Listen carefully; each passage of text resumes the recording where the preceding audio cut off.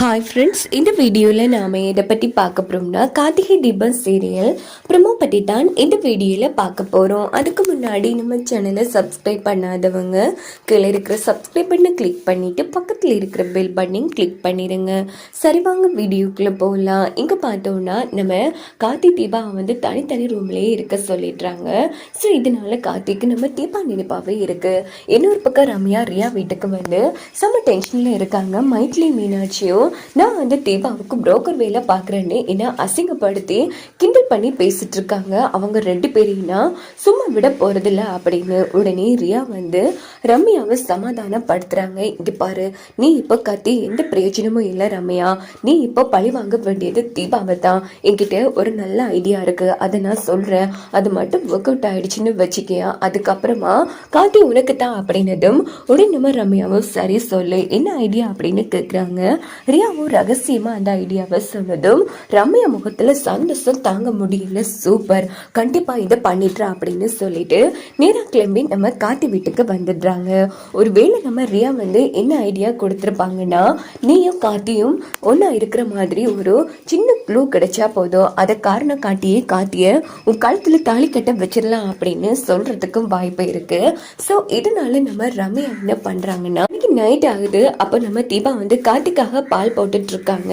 So இதை வந்து மீனாட்சி அக்காட்ட கொடுத்து நம்ம அவர்கிட்ட கொடுக்க சொல்லலாம். நாம கொடுக்க போனாலும் நம்ம போட்டு திட்டம்லாம் வேஸ்ட் ஆயிடும் அப்படின்னுட்டு உடனே தீபா பால் எடுத்துட்டு மீனாட்சி ரூமுக்கு போறாங்க. இதை வந்து ரம்யா நோட் பண்ணிட்டு, தீபா என்ன பண்ணிட்டு இருக்க, அதுவாமோ இதை மீனாட்சி அக்காட்ட கொடுத்து என் புருஷனுக்கு கொடுக்க சொல்ல போறேன். அது எதுக்கு, நீயே போய் கொடுக்கலாம்ல, என்ன அம்மா மறந்துட்டியா?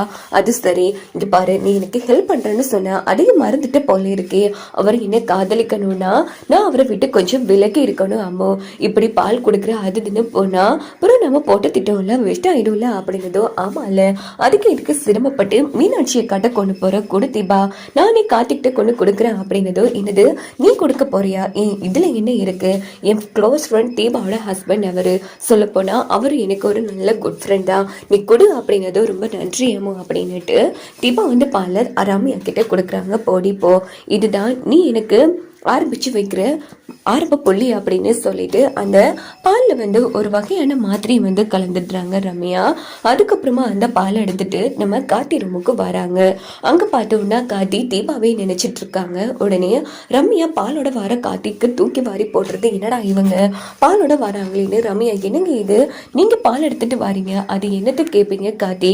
தீபா தான் பாலை கொடுத்து என் புருஷனுக்கு கொடுத்து விடு அம்மோ, அதான் எங்க ரெண்டு பேரையும் மீட் பண்ணக்கூடாதுன்னு சொல்லிட்டாங்களா அப்படின்னு எங்கிட்டயே பாலை கொடுத்து விட்டா காத்தி. அதான் நானே எடுத்துட்டு வந்தேன், இந்தாங்க குடிங்க அப்படின்னு சொல்லி ரம்யா வந்து பாலை வந்து கொடுத்ததும் காத்தியும் வந்து மடக்குன்னு குடிச்சு முடிச்சுட்றாங்க. வாவ், அவ்வளவு சீக்கிரம் குடிப்பீங்கன்னு எதிர்பார்க்க இல்லை காத்தி அப்படின்னதும், என்னாச்சு ரம்யா? இல்ல, நீங்க கப்பை வாங்கிட்டு போகலான்னு பார்த்தேன். சரி காத்தி, கப்பை கொடுங்க அப்படின்னதும் காத்திக்கு வந்து ரொம்ப தலை சுத்துற மாதிரி இருக்கு. உடனே பொத்துன்னு பெட்ல விழுந்துடுறாங்க. அப்படின்னு பார்த்து ரம்யாவும் வேணும்னே நம்ம காத்தி மேல விழுந்துடுறாங்க. உடனே என்ன பண்றாங்கன்னு சொன்னா, காத்தி வந்து மயக்கமா இருக்கிற சந்தர்ப்பத்தை பயன்படுத்தி நம்ம ரம்யா வந்து காத்தியை நெருக்கமா வச்சு அவங்க போன்ல வந்து போட்டோ எடுக்க வாய்ப்பு இருக்கு. ஸோ போட்டோ எடுத்து முடிச்சதும் இந்த பக்கம் என்ன நடக்குதுன்னா, ரம்யா வந்து காத்தி பக்கத்துலயே வந்து படுத்து தூங்கிடுறாங்க. அன்னைக்கு விடிஞ்சிருது. இந்த பக்கம் நம்ம ரம்யாவும் வேணும்னு காத்தி பக்கத்துலயே தூங்கிட்டு இருக்காங்க. காத்தி ரொம்ப மயக்கமா இருந்துட்டு இருக்காங்க. இந்த பக்கம் தீபா பாக்குறாங்க. என்ன இது, இவரு இந்நேரம் ஆபீஸ் கிளம்ப வந்திருக்கணும், நாம ஒன்னா அவர் ரூம்ல இருந்து காலம் ஃபுல்லா நாம தான் எழுப்பி விட்டோம் பாவம், இப்போ காஃபி எடுத்துட்டு போய் எழுப்பி விடலாம் அப்படின்னு சொல்லிட்டு நம்ம தீபா என்ன பண்றாங்கன்னா, காஃபி எடுத்துட்டு காத்தி ரூமுக்கு வராங்க. அப்ப நம்ம அபிராமி, தீபா என்னம்மா பண்ணிட்டு இருக்கு?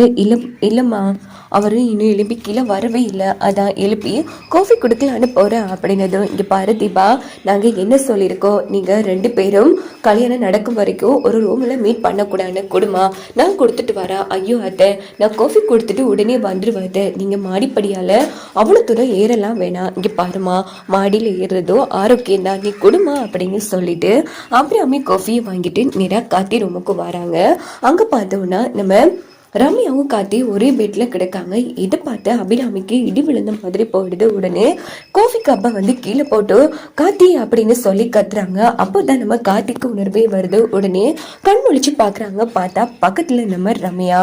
இதை பார்த்து காத்தி அதிர்ச்சியாகி, என்னங்க இது, நீங்க இப்படி என் பக்கத்துல வந்து படுக்கிறீங்க, எழுந்துறீங்க அப்படின்னு சொன்னதும் நம்ம ரம்யா வந்து அழுதுட்டு இருக்காங்க. ரம்யா, என்ன இங்க நடந்துட்டு இருக்கு? நீ எப்படி காத்தி பெட்ல படுக்கிற? காத்தி, என்னப்பா இதெல்லாம் அப்படின்னதும், அம்மா சத்தியமா சொல்றேன், எனக்கு ஒண்ணு தெரியாது அப்படின்னதும், உடனே நம்ம ரம்யா அன்றதை பார்த்த அபிராமி வந்து ரம்யா கண்ணத்திலேயே அடிக்கிறாங்க. அப்படின்னு பார்த்து ஒட்டுமொத்த பேரும் அங்க வந்துடுறாங்க. என்ன ஆச்சுத, என்ன பிரச்சனை அம்மோ, நீ இங்க என்ன பண்ணிட்டு இருக்க அப்படின்னு கேட்டதும் ரம்யா வந்து ரொம்ப தலைவிரி குளத்துல இருந்துட்டு இருக்கா. என்ன காத்தி, எல்லாரும் என்ன கேள்வி கேட்கறாங்க, நீங்க என்னன்னா எதுவும் பேசாம அமைதியா இருந்துட்டு இருக்கீங்க, சொல்லுங்க காத்தி அப்படின்னதும், உடனே அபிராமி, என்னப்பா காத்தி இதெல்லாம், இங்க பாரு, எதுக்கடி என் புள்ளைய சொல்றேன், இங்க பாரு, என் புள்ளைய பத்தி எனக்கு தெரியும், இங்க என்ன நடந்துச்சு சொல்லு அப்படின்னதும், அம்மா இவங்க நைட் வந்து தீபா எனக்கு பால் கொடுக்க சொன்னதா சொல்லி பால் கொடுத்தாங்கம்மா, அதுக்கப்புறமும் என்ன ஆச்சுன்னு தெரியல அப்படின்னதும், ஆண்டி மிச்சத்தை நான் சொல்றேன், தீபா வந்து கார்த்திக்கு வந்து பார்க்க கூடாதுன்னு, அப்போ தீபா கார்த்திக்கு பால் கொடுக்க சொன்ன ஆண்டி, நான் ரூமுக்கு பால் எடுத்துட்டு வந்தேன், தீபா நீ தான் பால் கொடுத்தியா அப்படின்னு அபிராமி தீபா கிட்ட கேட்டதோ, ஆமா அத்தை நான் தான் அவங்க கிட்ட கொடுத்தேன் அப்படின்னு சொல்றாங்க. சரி, அப்புறம் என்ன நடந்துச்சு? அப்போ பால் குடிச்ச அடுத்த நொடியே காத்தி வந்து என் கையை பிடிச்சு எடுத்துட்டாரு அத்தை ஆண்டி, அதுக்கப்புறமா எது நடக்கக்கூடாதோ அதெல்லாம் நடந்து போச்சு ஆண்டி, என் கற்பு போயிட்டு அப்படின்னு சொல்லி ரம்யா வந்து காத்தி மேல தப்பான பழி போட கண்டிப்பா வாய்ப்பு இருக்கு. ஸோ இதுக்கிட்ட ஒட்டுமொத்த குடும்பமும் செம்மையா அந்த இடத்துல அதிர்ச்சியாறாங்க. ரம்யா, எனக்கு பேசிட்டு இருக்கீங்க காத்தி, சத்தியமா சொல்றேன் நீங்க தெரிச்சே பண்ணல காத்தி, உங்களுக்கு என்ன ஆச்சு ஏதாச்சும் தெரியல, பால் குடிச்ச அடுத்த நொடி நீங்களாவே இல்லை அப்படின்னு அப்படியே இடி விழுந்த மாதிரி போயிடுது. யாரை பத்தி யார்கிட்ட சொல்லிட்டு இருக்கா அப்படின்னு தீபா ரம்யா போட்டு அடிடினா அடிக்கிறாங்க. அடி தீபா, எங்க வீட்டு பையனை பத்தி நீ எங்க கிட்ட தப்பா சொல்ற அப்படின்னு சொல்லி அடிக்கிறாங்க. இங்க பாருங்க அத்தை, நான் சொல்றேன்னு தப்பா நினைக்க வேணாம், கார்த்தி வந்து நல்ல பையன்டா, அந்த ரம்யாவே சொல்றான்ல பால் குடிச்ச அடுத்த நொடிதான் கார்த்திக்கு ஏதோ ஆயிருக்குன்னு, அப்போ அந்த பால்ல தான் ஏதோ கலந்துருக்கு, அதை குடிச்சதுக்கு அப்புறமா தான் கார்த்திக்கு இப்படி ஆயிருக்கு, எந்த ஒரு பொண்ணும் தன்னோட கற்ப விஷயத்துல கண்டிப்பா போய் சொல்ல மாட்டா அப்படின்னு ஐஸ்வர்யா சொன்னதும் உடனே அபிராமி ஐஸ்வர்யாவை அடிக்கிறாங்க. அப்படின்னா எப்பள்ள அந்த ரம்யா கிட்ட தப்பா நடந்துட்டான்னு சொல்ல வாரியா, அவ்வளவுதான் பல்லக்குல அடிச்சு உடைச்சிடுவான் அப்படின்னு அபிராமி சத்தம் போட்டதும், இங்க பாருங்க நீங்களே சொல்லுங்க, எந்த பொண்ணாச்சும் தன்னோட கர்ப்ப விஷயத்துல போய் சொல்லுவாளா? நான் ஒன்னும் காத்தி வேணும்னு பண்ணு சொல்ல வரலத்த, அவரு தன்னை அறியாமலே பண்ணிருக்காருன்னு தான் சொல்ல வாரா அப்படின்னதும் அபிராமி பொத்துன்னு கீழே விழுந்துடுறாங்க. கடவுளே, இங்க என்ன நடந்துட்டு இருக்கு, எனக்கு ஒண்ணுமே புரியல. இங்க பாருங்க ஆண்டி, கண்ணும் வச்ச மாதிரி இந்த விஷயத்தை இதுலயே முடிச்சிடலாம், என் தீபா வாழ்க்கையை நானே கெடுக்கிற மாதிரி ஆயிடுச்சு. இங்க பாருங்க ஆண்டி, இனி இந்த வீட்டு பக்கமே நான் வரமாட்டேன், என் கர்ப்பம் போச்சு எல்லாமே போச்சு அப்படின்னு ரம்யா வந்து தலையில அடிச்சு பயங்கரமா அழுதுட்டு இருக்காங்க.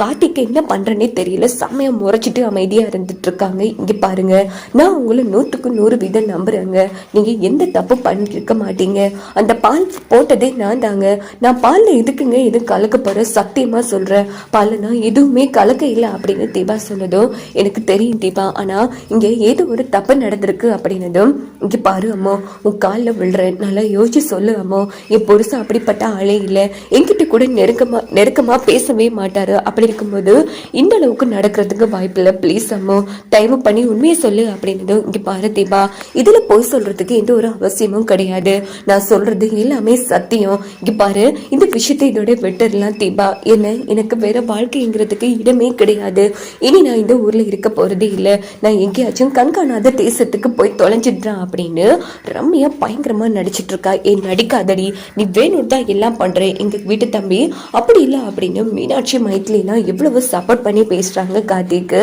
ஆனா கார்த்தி அமைதியாவே இருந்துட்டு இருக்காங்க. போச்சு, என் மருமக தீபா எனக்காக தானே தாலியை கலட்டி வச்சா, அவ வாழ்க்கையை நானே கெடுக்கிற மாதிரி போச்சு அப்படின்னு அபிராமி ஒரு பக்கம் அழுதுட்டு இருக்காங்க. எப்படி ஒரு கோல்மார் பண்ணுவாங்க நம்ம ரம்யா, இதனால நம்ம முட்டாள் தீபா நம்பி தன்னோட வாழ்க்கை வந்து ரம்யாவுக்கு விட்டு கொடுக்கறதுக்கும் முடிவெடுப்பாங்க.